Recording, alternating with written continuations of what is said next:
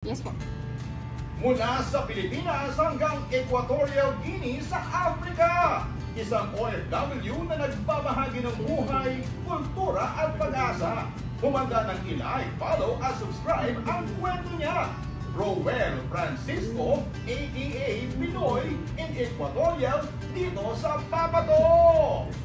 Action. Mga kapatok, ang ating patok guest ngayong araw na ito, Kuya Rowel Francisco Pinoy in Equatorial Guinea! Woohoo! Kuya Raul! Pasok! Yun o!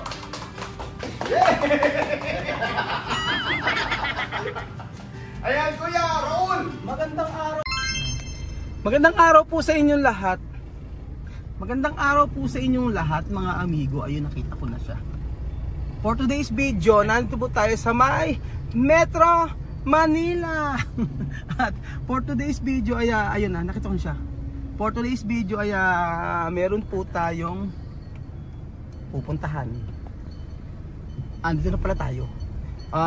Excited po ako, mga amigo, dahil ngayong araw po ay i-meet natin at tayo po ay mag-guest kay Papa Dudut.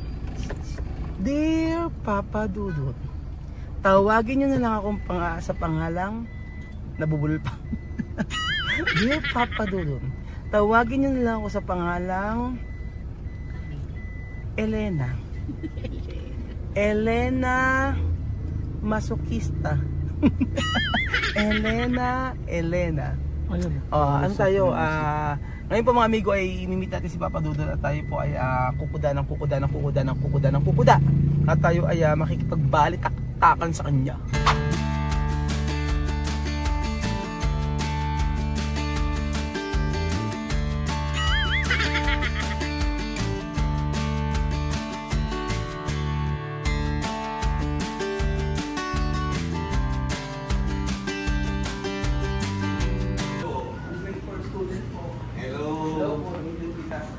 Pinapanood ko yung live mo kagabi. Amin lang, no?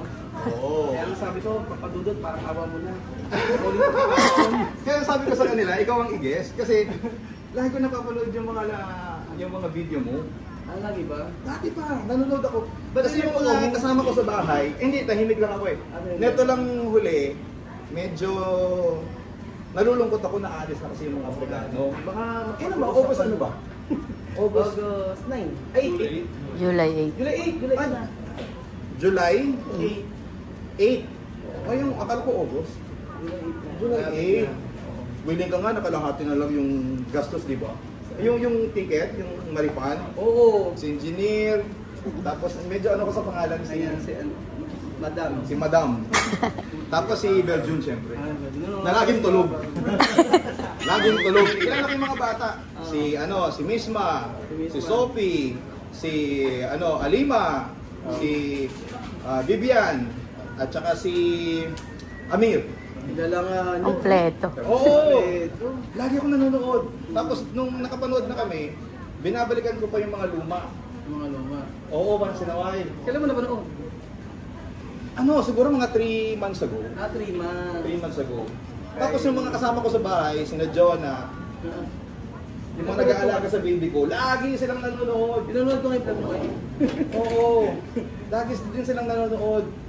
Akala nga nila, kasama yung mga bata, kasi kaya sasaglit sila. Hindi sinabi ni ano eh. Hindi, okay lang naman. Pero sinabi. Yung makita ka nila at saka kayo, lagi din kayo napapanood nun eh. Matutuwa yun. Lalo na kay Belgium kasi lagi tulog. Tulog yan pag nagbabiyahe. Actually, kayo magpupalan si San Francis. Papa Marky. Namit ko na sila kanina. Oo. Pero marunong talaga kayo mag-Francis. Ano ba yun? Castilla. Spanish. Castilla. Magagaling silang mag-Castilla. New Guinea, di ba? So, mga sila. Equatorial Guinea. Equatorial Guinea. Pero maraming... Ano ba yung New Guinea? Ang lugar nila ay Kuku. Ano yun? Kuku ano? Kuku. Kuku Labara. Kuku. Pero ang nakakatawa ngayon, kasi si Kuya Rowel, dapat di ginawa ang Kuya Rowel. Raul talaga palayo mo, ano? Si Kuya Rowel in real life, ay merong inang ngayon na katutubo. Oo, IP. Si Inang. Na pagpagawan daw niya ng CR. Oh, alam ko, di ba? Updated. Kaso nga lang, marami atang bahay doon. Siguro kahit mga 2 toilet Sin? Nag-request ano? Lima po sila sa isang pound na 5 pound. Oo. Buti dyan sa engineer. Engineer. Oo, yung tao. Engineer Noki. Pero mas payat si Kuya Raul sa personal. Payat mo sa personal. Niloloko Hindi siya ka. mataba. Hindi siya mataba sa YouTube kasi medyo malaki. Hindi, ipit na ipit lang. Pahingahin nyo. Ipit na ipit lang. Ako naman yung payat sa TV. Oo nga. Ako naman yung malaki sa personal. Payat ka. Sa TV. Payat. Nakakatuwa na ano. Nalulungkot ako na pauwi na yung mga bata. Pero alam mo, duda ko ka. Ito naman bilang ako'y nanonood. Yung nanay ko kasi dumating sa point na ilan taon na ba si Chamame? Si TM? 50. 50. Oo. Masyadong maaga, no? Pero parang tingin ko nag-menopause. Kasi signs of umiiyak. Yung nanay ko nung nag-menopausal, matawag sa akin yun. Iiyak yun. Nagpa-makeup na ba si Ruel? Makeup. Medyo oily nga siya. Oo, makeup. Ay, make-upan pala. Tingin ko yun. Nag-menopausal. Kasi pagpapasensyahan mo talaga. Ay, nakakaba ang pasensya ko. Nanay ko ganyan. 1 month yun.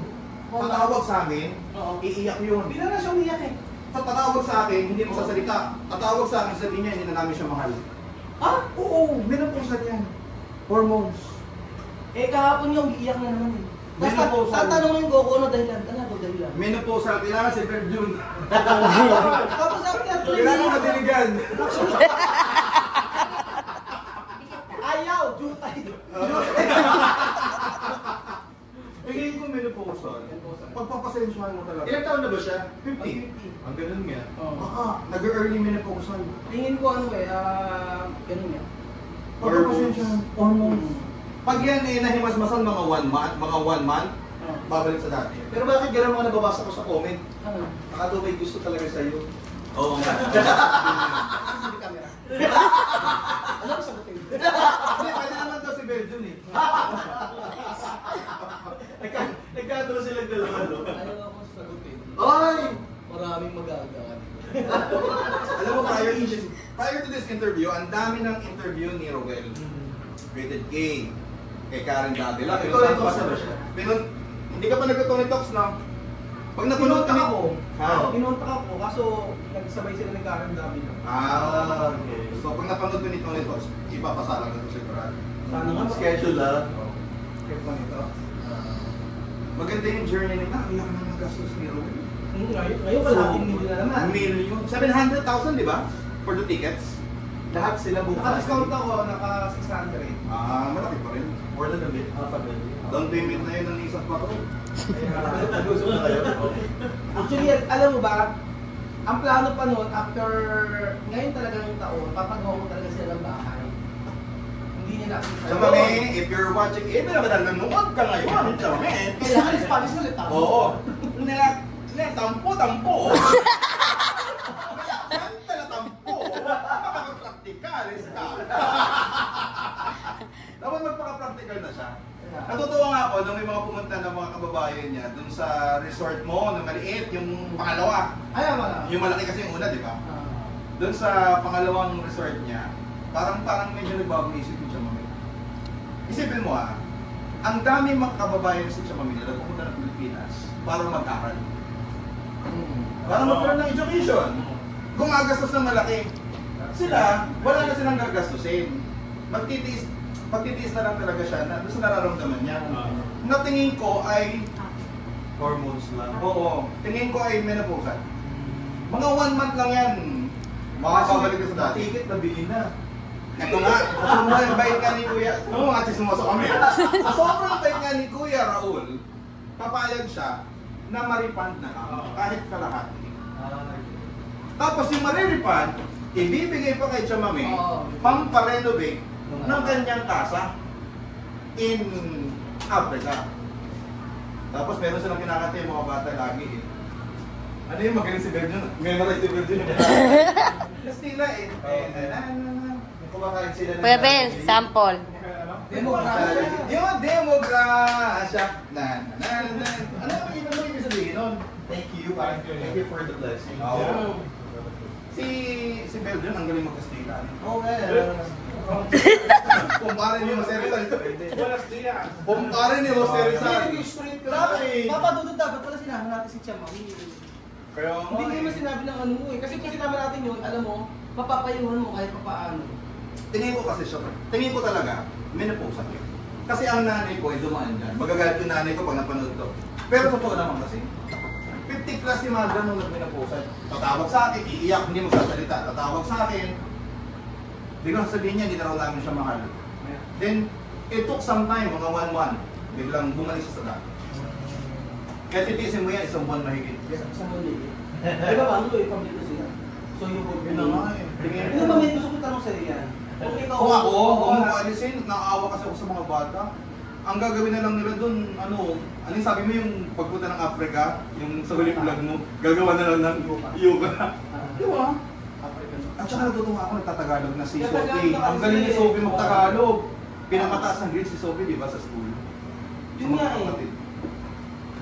Actually, sinabi ko na yan sa kanya. Sabi ko, sige, ang mangyayari, yung mga anak mo, mag-aaral dito, ikaw, hindi na tayo bibili forever. Para hindi ka sa social media. Oo.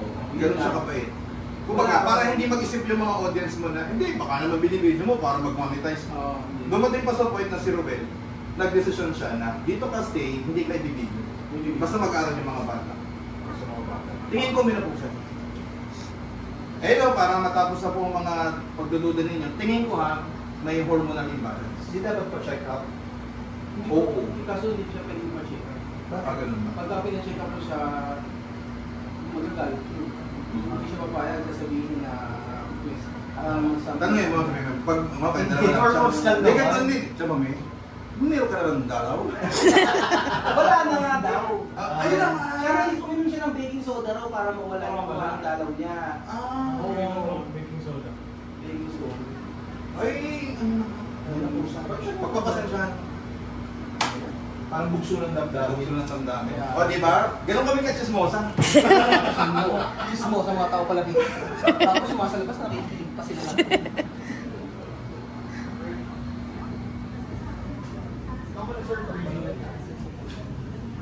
Hindi siya yung parang iyak na lang. Ngayon lang siya nagagay ng medyo gano'n na rin. Mentally unstable. Sa Spotify. At saka sa YouTube, no? Eventually. Pwede po palagay. Audio check po ako, sir, pati sa mic niyo po. Ayan, hahawakan po natin dyan sa tangkayan. Ready po tayo. Prayer po muna tayo before starting. Okay? So, welcome to day 3. Papatok! Yay! Woo! Ayan. Po. So, reminders lang po, wag pag magtotok, malapit po sa bibig, and then same intonation po ng host para hindi po tayo matabunan ng boses nila. Papamark here, papadudot yung name nyo. Papasok po kayo na, hi, hello, kamusta? Masaya-masaya po. Pwede pong sumayaw, pwede pong tumambling.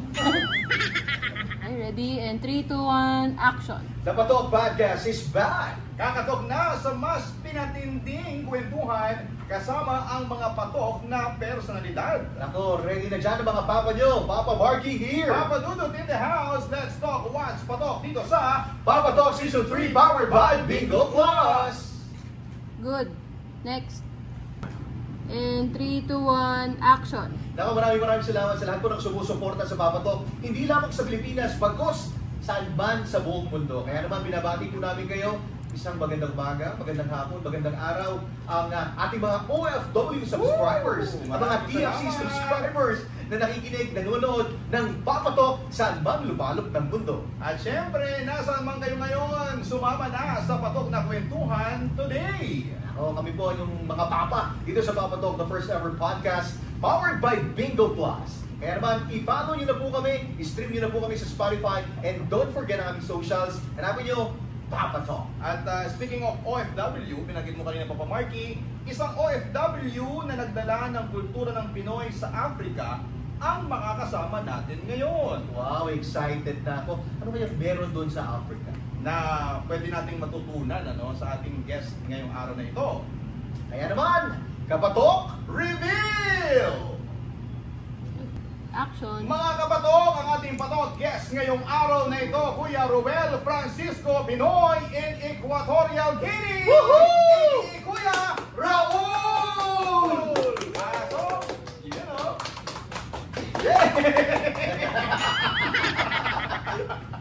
Ayan, Kuya Raul! Magandang araw po, mga amigo. Yan, at friend! Mga amigo, amiga. Ang ibig sabihin ng amigo is Kaibigan. kaibigan. Pare, gano'n. Yung tanong namin kanina, bakit nga ba Kuya Raul? Pwede naman Oo. Kuya Ruel. Parehas lang naman R. Bakit? Anong story behind Binago mo pa? Ang storya niya, kasi ganito, yung amo ko dati, hindi mabigkas yung Ruel. Oo, sabi niya, Ruel ako na Ruel, sabi niya, Raul na Raul. O sige, kung ano gusto mo, ito na. Kaya lagi Kuya Raul. Ayan. O, teka lang. Oo. Baka maingit si Kuya. Oo. PBB House. Kasi Kuya din tawag sa kanya. Sa kanya eh. Okay lang, yung papatok naman eh, papa. Sabi mo ka papa, siya Kuya. Oo. Para sa kalaman ng ating mga viewers, si Kuya Raul po ay dating OFW.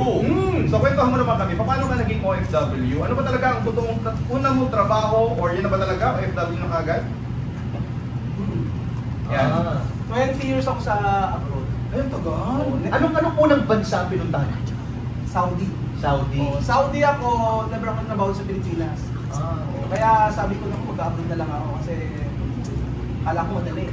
Madaling kumita ng pera. Parehas naman. Mahirap kumita ng pera. Mahirap kumita ng pera. Tapos Saudi, guys, tapos punta ako ng Taiwan. Hindi doon muna tayo sa Saudi. Sa Saudi. Kasi usually, parang ang iniisip ko, nagbubungkal ka ng lupa. Ay, hindi. Ano bang Sa ginawa mo oil? sa Saudi? Sa Saudi. Hindi mo nuhalis ako noon. Napakabata ako noon. Virgin pa, ganun. Fresh lang. Single ka pa noon? Ha? Single ka pa noon? Oo, single. Ah, Daw. okay. Daw. Marami pa na naging jowa ito sa Ano Saudi. trabaho mo sa Saudi? Operator ng sinihan. Kauna-una ang sinihan sa Saudi. Ah! Tapos, lumabot ako ng 3 years. Hindi ko nagustuhan yung yung malungkot. Baka malungkot yung mga palabas, di kaya? Malungkot ang lugar. Okay. Hindi kaya ng gusto ko. Yung gusto ko kasi masaya. Maingay. Kaya umuwi ako. Hindi ko tinapos. Tinapos yung kontrata ko. Tapos diretso ako ng Taiwan. From Taiwan, ayun, masaya doon. Kaya lang, nakilala ko yung misis ko. Abuntis. Ayun. Oo, umuwi kami.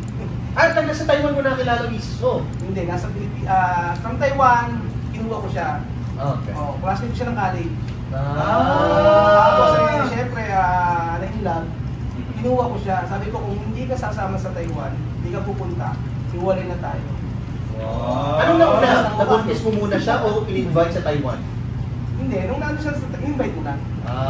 Doon na siya nagbuntisan. Medyo. Kaya mo lang in-invite? Oo. Malungkot sa Taiwan. Malungkot sa Taiwan. Masaya sa Taiwan kasi puro Pilipino, marami doon. Okay. Yung company namin, almost 5,000 sa isang company nila. Puro Pilipino. Syempre, Dati mo lang crush si Mrs. kumbaga. Dati mo na siyang crush. siya may crush sa akin. So from Philippines, nadala mo siya sa Taiwan para magtrabaho din doon. Oo, tapos pagkayari, tinapos namin kontrata namin, ulang ng Pilipinas. Oo.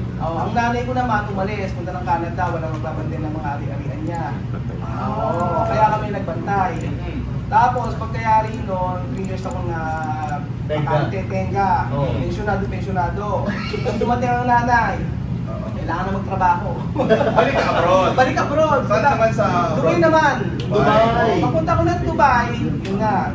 Walang trabaho din, 1 year, nag-apply. Hindi makapasa-pasa. Palit na. Requirement ang height kasi, no? Pero sa Dubai, ang dami din mga Pilipino doon, mga kabayan. Ang dami mga kabayan doon. Ano yung dumating sa may nag-TNT ka sa Dubai? Hindi naman. Ano naman, legal naman. Kasi nag-renew ako ng visa ko. Ang hirap mahanap ng trabaho sa Dubai. Sobrang hirap. Kasi napakarang kompetisyon. Lahat ng nationality nandun. Tapos yung kapwa mong Pilipino, syempre competition mo sa pag-apply ng trabaho, pag-apply ng trabaho. So nagkaroon ka ng trabaho sa Dubai eventually? After 1 year. Talagang nagmasyalan siya doon. Talagang ang ginawa ko lang doon, naglibot lang. Naghanap ng trabaho, naglibot lang. Ako ano naman yung kapatid ko, kaya nasusuportahan ako kahit pa paano. Ayun. So pangalamunin ka sa Dubai. Naman! Ano nga? Palamunin ako sa Dubai ng isang taon. Sa taon, then bumalik ka sa Pilipinas. Hindi, diretso na ako ng Africa. Si Belgium. Si Belgium. Si Belgium. Oo. Nag-recruit sa'yo si Belgium. Oo, sabi pupunta raw ako sa Spanish country. Oo. Oo, Europe. Akala ko Spain. Oo. Masaya ako. Oo. Tapos pagkayari pinirmahan ko agad yung kontrata. Tapos pagpunta ko nakita ko, Africa pala. Parang iba to ah. Kaya pala si Belgium, ang galing mag-Kastila. Oo, magaling siya mag-Kastila, marunong yan. Siya talaga ang nauna sa'yo doon. Pero si Belgium, kaibigan mo na kung bakit ni-recruit ka pumunta ng Africa. Oo, kaibigan ko na siya sa Dubai pala. Ah. Ako sila nauna ni Jose. Kaya gano'n, kaya sabi ko gusto kong sumama din sa kanila. At least may ganun, may kaibigan ka na. Oo. Hindi ka ba kinabahan dahil ang Africa parang kabilang panig na ng Pilipinas? Aba, one day pa lang gusto ko na umuwi. Bakit? Abay, syempre, ibang salita, tapos ibang iba doon. Basta iba. Iba doon. Iba rin kasi na maraming Ano nangungutang? rapo. Nangungutang. Oo, pagka sa daan mo, hindi ka po pwedeng maglakad mag-isa. Hindi kasi Safe. Oo, kaya gusto ko na umuwi. Okay. Pero yung gusto mong umuwi na yan, naka-ilang taon ka sa Africa? 40 lang, 8 years ata. Yung pinakamahabang na Oo. stay. Sabi ko, one day lang ako ayoko na umabot ng isang taon, 2 taon. So anong reason kung bakit nag-stay ka ng ganung pagkahaba-haba? Eh, syempre, ang umuwan. Ano umuwan? Boss. Oo. Ang mga Pilipino kasi doon, boss. Utos ka lang ng kuto. Ano ba naging trabaho mo doon? Data entry specialist. May specialist. Ito ba may kinalaman sa... Data encoder lang yun. Oo. May kinalaman po to sa pinag-aralan mo, yung pagiging data encoder? Meron naman. Oo, kasi computer science ako eh. IT, kunyari. Pero hindi ba kapag-run ng program? Pero ano yung pinaka-nakaka-shock na nakita mo sa Africa na parang hindi naman sa Pilipinas ganito? Yung cultural shock na Ito tinatawag. pinakamatindi. Magugulat ka, kahit hindi mo kakilala, babati ka ng Buenos Dias, Buenos Aires. So parang social, Oo, social. Spanish. Oo, gano'n. Pagkapasok mo pa rin yan, Buenos Aires. Eh, syempre tayo Pilipino, hindi naman gano'n, di ba? Kaya napagkakala may mga bastos tayo. Kasi hindi natin sila itinitili. Gano'n sa bansa nila. Oo. Siyak na siyak ako ron. Ganun ba? Sinakop ng Spanish din? Yes, ng Spain. Reason kung bakit ganun sa Kasi 5 hours lang ang flight doon. From Equatorial Guinea to Spain. Gano'n kalapit. Dahil doon ay karamihan kulay itim ang balat, ikaw ba na-discriminate? Hindi. Kasi hindi. Ang tingin nila sa atin, maraming pera. Pag medyo pumusyaw na yung balat. Ayun na yun. Kasi alam yung mga ganyang mga balat. Oo. Ay nako, ay milyonaryo. Labas mo pera mo. So pag puti mo lalo, mas lalo na bilyonaryo na. Oo, depende sa kulay. Kaya tayo mga Pilipino doon, kasi halos puro boss talaga. Inuutusan lang sila. Bossing pala doon ang Pinoy. Walang mga ano doon. Wala, yung parang slave ka sa sarili mong country. May mga ganong sinabi. Nasanay din Hindi, sila madiskarte lang talaga mga Pilipino. Oo, tsaka kahit sa Mundagay. Oo, Sa trabaho. nakaka-adjust. Oo, nakapag-adjust. Isipin mo, alam mo kung ano sa trabaho mo. Siyempre, may dahilan kung bakit ka tumagal doon. Ang tanong, magkano ba ang kitaan mo doon sa Africa? Nakakahiya, mababa yan. Talaga, magkano? Kailangan mo sabihin. Pwede naman. Nakakahiya. Hindi kasi yun yung pinanggalingan mo. Siyempre tumagal ka 8 years eh. Ito na lang, ang pinakamababang sahod doon sa mga normal, $1,000. Which is how much in peso? 57,000. Oo. Malaki na rin yun. Mga katulong. Ay, katulong pa Oo, yun. na Pilipino. Mga kasambahay pa yun. So mga 100,000 ang lagay mo ba? Most probably kasi, nagtagal siya ng 8 years eh. Doon ba kasi may mga Pilipino sa ibang bansa, dalawa yung trabaho, may extra pa, ganun Ay, ba hindi yung na kailangan. Parang 8 hours na talaga Oo, 8 yung hours full lang. time. Mainit ka. Kasi minsan, kagaya ko pasok ko lang, minsan half day lang. May stay, kaya nga nag-vlog ako. Ano naman ang, kumusta naman ang cost of living doon? Ay, mahal. Sobrang mahal doon. Halimbawa yung kamatis, 20 pesos. Isa. Tapos yung bigas, 2,000 pesos. Mahal ang cost of living doon. Nung pumunta ako sa ibang bansa, sabi nila, kung mo doon ko-convert sa peso, yung pera nila, kasi doon mo nakikita kung mahal or hindi. Oo. Huwag ka mag-convert kasi pag convert mo, hindi ka makakabili. Hindi ka makakabili. Kaya ang ganda sa bansa na yun, meron kang full allowance, meron kang allowance. So hindi mo na magagalaw yung pera mo, yung sweldo mo. Yung sa ako, diretso sa Pilipinas. Diretso sa asawa. Ano ang libangan mo sa Africa? Meron ba dong Philippine channel? Nung hindi pa nagbablog? Wala, puro dagat lang. Swimming sa dagat. Kasi marami mga araw dito. Cut ko lang po. Ay, cut lang, sorry. Gamitin na lang po yung term ng kasambahay. Wag na Hindi, lang. binanggit ko naman. Pero okay lang po ba pa ulit? Okay lang. Saan ka sabi ko? Katulong po. Katulong, oo. Tingin ko naman, ano naman, kahit sa pelikula may gumagamit pa rin po. Hindi kasi parang... Sige, Para okay po lang. safe Cut na lang. lang Apo. yun. Ikakat sa bahay na lang. Apo. Para lang po safe time. Pwede namang i-splice na lang yun, ano? Apo, sa-splice ko na lang po yun. Sige, thank you. Okay po. Sige po, ready po tayo again. Okay, papadudot ako. Papadudot. Correct kasi yun. Yan. Libangan. Okay, ayan. So, 8 years ka sa Africa nagtagal. Ano ang naging libangan mo naman sa Africa? Libangan namin pagka kasi Sunday lang. Sunday wala kang pasok. Sa dagat kami lagi, taka sa mga resort. Anong kulay ng dagat nila? White sand ba? Ganyan? Parang natawa ko doon. Hindi kasi baka mamaya kulay itim yung sand. Hindi, actually may parang Boracay sila doon. Naka-refine ang kanilang sand. Pero yung sa lugar namin, kasi yung bahay na accommodation namin, likod doon, dagat na. Ng white sand. Hindi. O yun nga, kulay itim. Depende din daw parang Boracay. Pero parang Boracay kasi medyo malayo. Yung kabilang side, dagat, tapos yung kabilang side naman, bundok. Hindi ganun din sa Pilipinas. May dagat, may bundok. Hoy, na-stereotype ng Africa sinasabi mahirap na bansa. Sa mata mo, mahirap na bansa ba ang Africa? Hindi. Eh. In terms of in terms of na natural resources. Nandun ang mga dito, diamond, gasolina. Kaso nga lang marami ang korap. Oo. Yun ang binabanggit niya kanina eh. Yun lang ang problema kasi. Yun namumuno. Maraming red tag, gano'n. Oo. Ano tag doon? Yung mga red tape, sorry. Red tape. Marami. Kasi pagbaba pa lang ng airport, kahit na okay yung dokumento mo, magbabayad ka pa rin. Magbibigay ka pa rin ng lagay. Sumakay ka sa taxi, may papara sa yung police, magbibigay ka ng lagay. So, hindi ka rin ang buhay doon. Parang Puro lagay. Pilipinas din. May white sand, parang Boracay. May bundok, may white sand, parang Boracay. Parang Pilipinas nga din. 500 agad, pagka namali ka ng ano. Pero pagdating mo doon, kailangan mong aralin ng kultura, salita nila, pakikibagay. Salita. Nahirapan ka bang mag-Kastila? Poco. Oo. O, hindi lang. Konti.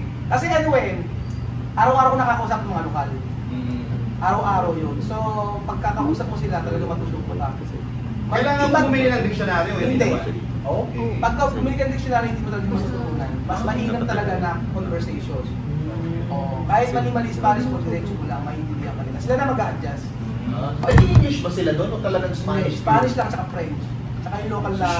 Alam mo ba sa mga Isebuco po sa yung mga ganun yun. Ito trivia ha, sa kasaysayan po, sa lahat ng mga sinakop ng mga Kastila na bansa, ang Pilipinas lang ang hindi nagkakastila. Ang lahat ng nasakop nilang bansa nagkakastila. Yan, trivia yan ha.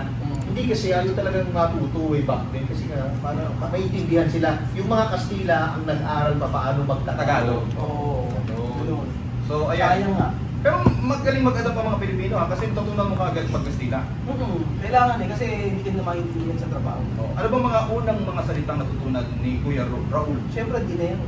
Dinero! Pera. So, paano apply dinero? Kasi kailangan mo magbayad araw-araw. Kasi yung mga lokal doon, mga estayista lang o araw lang ang bayad. Yun ang pinaka-importante sa lahat. Para mabayaran ka, bibili ka. Diba? Tsaka yung number, syempre. Alam naman natin number. 1, 2, 3. Yun ang kailangan mo matutunan. Sa pagkain, hindi ka ba nanibago sa pagkain? Ay hindi, basta pagkain nila yun. Kapareho ba ng sa atin? Matabang sa kanila. Kaya sa kanila okay yung pagkain. Kasi pagka 1 year ako doon na nag-stay, pagbalik ko dito, lahat ng pagkain dito sa akin, hindi ko na gusto. Bland na yung lasa. Yung lasa kasi doon, yung talagang tamang dapat pagkain. Hindi masyadong Hindi sa atin kung hindi maalat matamis. Correct. Kaya yung umuwi ako dito, hindi ko na gusto yung pagkain natin. Kaya ang ginagawa ko, gumagawa ko ng mga version ng mga pagkain natin dito pero hindi ko tinatapangan yung lasa. Eh bakit si Chamame mahilig maglagay ng magic sarap? Aldo, o yun lang ang pampalasa niya. Magic sarap ang paborito niya. Napapanood ko sa vlog eh. Mga lola, Denchi. Hindi kasi nasanay ka na dun sa lasa. Kaya na Dapat pala blank, no? Marami din siya sarsa. Mga sarsa. Sarsa. Nice. Mga mechado. Ba ganun? Saan nang galing yun? Yung parang pare-parehas yung kulay lang ng sauce, pero sauce. iba-iba yung tawag. Iba-iba. Pero may ginagamit sila ng pangkulay. Yung kaliste. Malilit siya na pinipilog doon. Pipigpigin mo, tapos para maging siya ng Natural. kulay. Hindi meron tayong gano'n sa Pilipinas eh. Meron dito. Anong tawag doon? Yung pangpakulay? Aswete. Aswete. Hindi, paano na siya? Paano kasi sa paano legal? Diyan sa may MOA, dire-diretso, marito mo, mga puno doon. Yun? Oo, Paano? puno. Ayan, ito naman ang tanong, paano ka naman napunta sa pagbablog? Kwentuhan mo naman kami. Kasi nabalitaan ko na itong pagkatagpo nila noong batang una niyang nakilala, madrama. Madrama ako. Paano kayo nagkakilala ni mismo? Sa vlogging, nag-start ako, pandemic. Wala akong ginagawa. Wala pang misma nito ha? Wala pang pang Mandinga misma. family? Wala pang Mandinga family. At then, that time, pandemic, walang gagawin sa bahay. Tapos, pwede naman kami lumabas kahit pandemic. Ginagawa ko, lumalabas ako, tapos nag-video na ako sa and kahit lang that time kasi, hindi ko pa mga binibideo, nagpapakain ako ng pagkain. Nagpapapiding program na ako. Okay. Sa mga bata, wala pang video noon. Pandemic ito nag-start, di ba? Malala ba ang pandemic sa Africa? Kumusta ang pandemic ko? Oo, maraming mga video. Oo. Tapos kaso nga lang, hindi sila naniniwala sa COVID. Yung bang pandemic, yung bang doon, COVID, umuubo din? Oo, same dito. Kaso nga lang, sila hindi naniniwala. May iba bang umuubo? Baka ibang bagay. Umuubo-ubo? COVID. Doon, umuubo-ubo, COVID din. Ganun din. Ang parehas na. Kaso hindi naniniwala yung mga lokal. Hindi niniwala. Hindi. Paano napapakuna sila? Hindi, ayaw yung bakuna. Anong paniniwala nila sa COVID? Ubo. Ubo lang. Oo, ubo lang. Kaya marami namatay. Parang namatay. Dalawa lang kasi ang sakit nila doon. Ah. Hindi malaria, Ubo. typhoid. Fever. So, yung mga doktor doon, kapag kinik ka, dalawa lang ang sakit mo. Kundi malaria, typhoid. Bakit malaria at typhoid? Lamok. Sa lamok. Marami kasi lamok na. Oo, sa lamok. Mga lamok daw ng mga elepante kasi kalalaki. Oo, kasi laking jolly. Nakakatakot talaga. Ayan. Tapos, typhoid kasi walang tamang Tubig. Oo, walang tamang CR doon, masyado eh. Yung tubig nila kasi medyo marumi. Paano ka? Hindi na pwedeng uminom sa Sa well. konti. Paano ka? Pero mga mineral water na. Sa Medyo siya. social. Oh, baka magkamali ako doon sa sinabi ko kanina. Totoo ba na kakaunti ang CR sa mga tahanan? Ayun, Saka sa kaya labas pa. nagdudumi ang tubig. Saka sa labas pa. Oo. Tapos uso pa sa kanila yung mga balon. Yung kuha ng tubig. Kung merong timba, itsamunggan nga ang tubig. Okay. Kaya Kaya kung isa ikukuha sa ikuko ito. Oo, sige po. Ayun. Kaya dalawa lang yung sakit. Kasi nga yung pinagkukunan ng tubig, doon nangingitlog yung mga Lamok. Oo, ganun. So, well kasi Kaya ako yung kauna-una nagpatayo ng gripo sa lugar nila. Pinatayo ko sila ng gripo. Ayun.